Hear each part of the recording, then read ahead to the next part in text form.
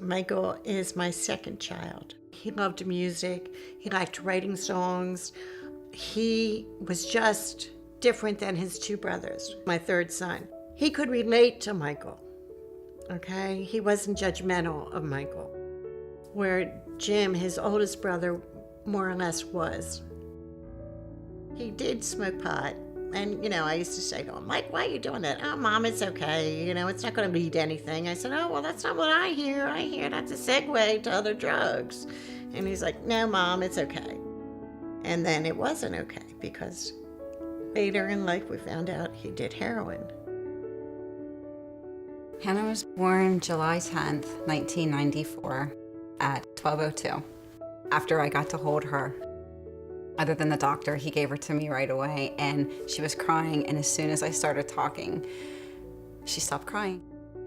And at the time, Hannah's dad says to me, she knows your voice, she knows you. And we always had that connection. She just was my little Hannah Banana. So very attached to me, always. Hannah was a really good kid, always full of love, compassion, caring, understanding. She didn't judge anybody. We didn't know he was doing heroin until the night he overdosed at our home. My husband yelling, Mike, get up. Mike, you got to go to work, get up. Next thing I know, he's banging on the door because the door was closed and then it was locked. So Jim broke the door down. The next thing I heard was the phone and he goes, I need someone to come to the house right away. He was calling 911. My son, I think, overdosed. I just found a syringe and papers sitting on his laptop. He had to give them mouth to mouth. And to see your husband give your son mouth to mouth to bring him back is too much.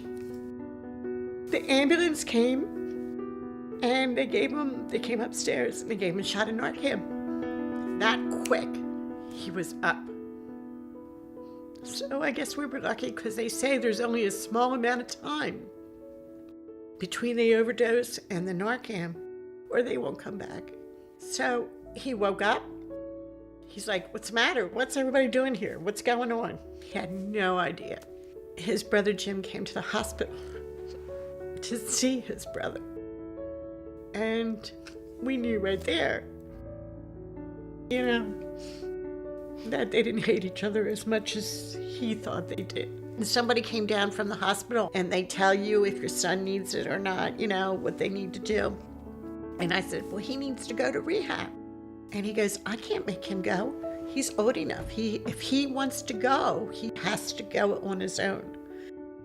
And so I said, well, Michael, are you going? He goes, no, I'm fine, Mom. Everything's fine. I said, Michael, you can't come home. You can't come home unless you go. So he did go, but he only went because I told him he had to go. And then from there, it was just worse and worse and worse. It got to the point that we told him he can't live here anymore. He needs to go. She went into a depression stage. My mom had called me. We have a problem. You need to get over here. Till I got there, she's on with 911. Hannah was 5 foot tall, 15 years old. She herself had drank an entire 5th bottle of vodka herself and started on a 2nd. We got her to the hospital. They did have equipment on standby in preparation for organs to shut down. Hannah was fine. I asked if she was trying to hurt herself again. She said she wasn't, but it would have been okay. She was in counseling. She went on some antidepressants. Driving to school in the morning. She was probably in, maybe 11th grade, and she shows me her text. You see how easy it is to get drugs, Mom? Someone was just asking if she wanted to buy Oxycontins during the school day, first thing in the morning. And I said, Hannah.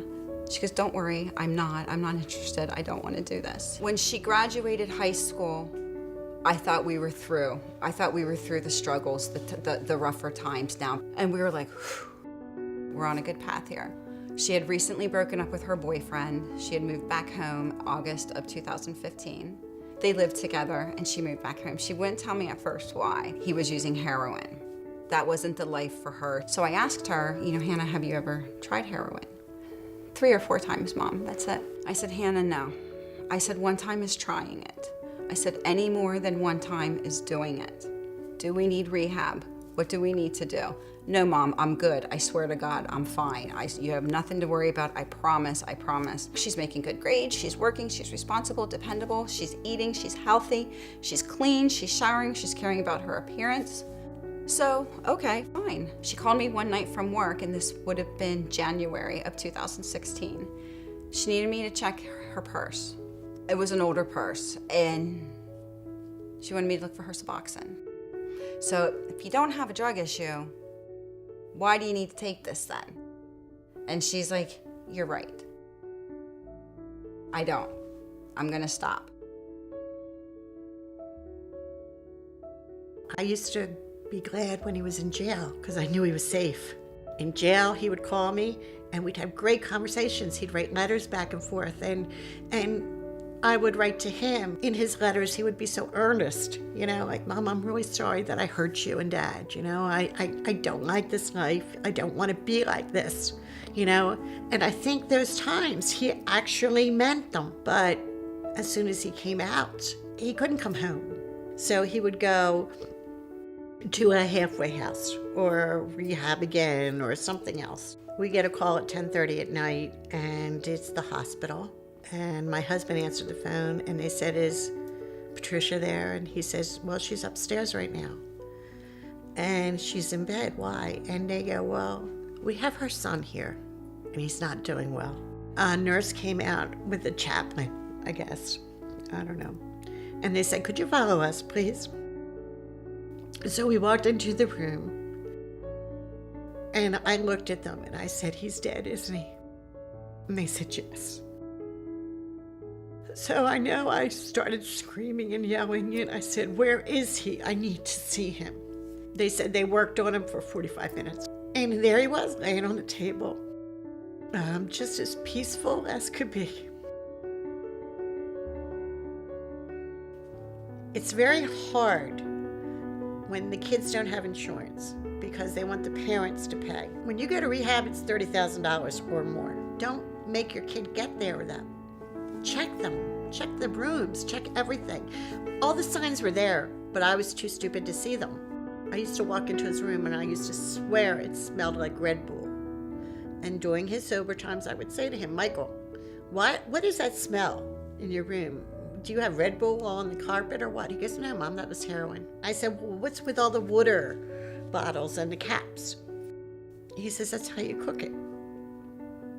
You use the top of the bottle. If you have the slightest inkling that there's something wrong there, you're right. You need to follow through. You need to see what it is. March 7th, I went to work as usual, and I was being very quiet because Hannah came home at 10:45 the night before. We worked at the same place. So at 2:35, the assistant director of nursing called me back at my office and said, hey, where's Hannah? She's on the schedule. She didn't show up. Well, that's really unusual for Hannah, no matter what's going on in Hannah's life. The one thing about Hannah's and my relationship is we talked and texted multiple times through the day. We could be arguing and she could hang up on me and I would call her back and she would answer that phone. So she wasn't answering and she wasn't answering.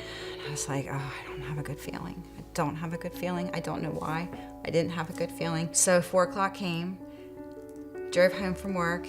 I came in, I dropped my stuff. I think I dropped my stuff at the bottom of our stairs and ran up the stairs and opened up her bedroom door. And that's when I found my daughter. She had overdosed. She died beside her bed on the floor from a heroin overdose. My daughter, while I slept in bed, died alone up in her room on her floor, probably for about 14 hours until she was found.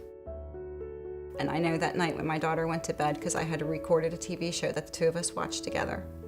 She made sure I was recording it. She texted me at like 7 o'clock or shortly after, and I said, I'm too tired. I'm going to record it. Let's watch it tomorrow. So Hannah had every intention of being alive Monday morning. Hannah didn't ask to die. Hannah didn't ask for fentanyl to be put in that bag of heroin. Don't be afraid to ask questions, and especially for the teenagers. If you know your friend is doing something, if you know your friend is using a drug, please don't be afraid to tell somebody that can help them. I know you're going to think, oh, she's my best friend, I can't betray her friendship. You're actually going to be saving her life. Don't keep this secret. Go with your gut, tell on your friend. And that's when everything in hindsight now, I can look back and realize I had signs. So Hannah was 21 years old, and she kept her addiction a secret from everybody. Just remember, there is a support group, and it is called You Are Not Alone. And it's for those who have lost someone to a drug overdose. And don't be afraid to come. You don't have to talk. You don't have to do anything but sit and listen.